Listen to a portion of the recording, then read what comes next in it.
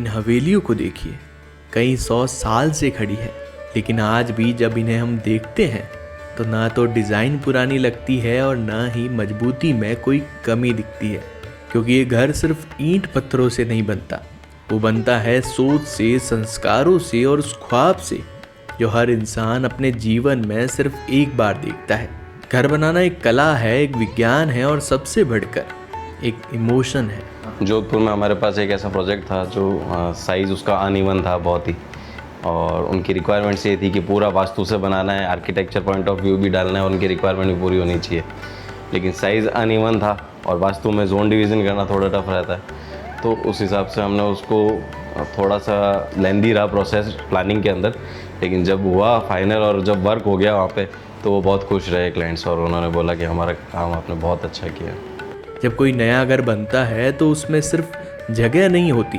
उसमें आशाएं होती है, रिश्तों की गर्माहट होती है और हर कोने में सपने सांस लेते हैं। और यही भावना डीएलएम आर्किटेक्ट और इंटीरियर समझाता है। बीकानेर में डीएलएम आर्किटेक्ट एंड इंटीरियर जो है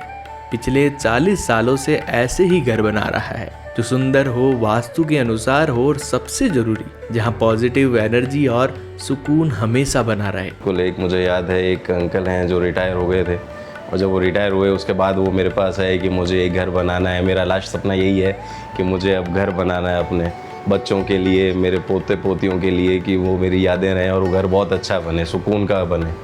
तो फिर हमने उनको उस हिसाब से घर डिज़ाइन करके दिया। यहाँ पारंपरिक वास्तुकला और मॉडर्न डिजाइन का संतुलन मिलता है। नेचुरल लाइट्स हो या फ्रेश एयर हो, एक्सपर्ट टीम हमेशा ध्यान रखती है कि आपका घर जो है वास्तु के अनुसार भी प्लानिंग हो और पॉजिटिव एनर्जी का भी ध्यान रखा जाए। जहाँ 3D विजुअल डिजाइन और थीम बेस्ड प्लानिंग होती है, यहाँ हर डिजाइन में यह सुनिश्चित किया जाता है कि आने वाले सालों तक आपका घर ना सिर्फ खड़ा रहे, बल्कि उस घर में रहने वाले सपनों और खुशियों को भी मजबूती दे।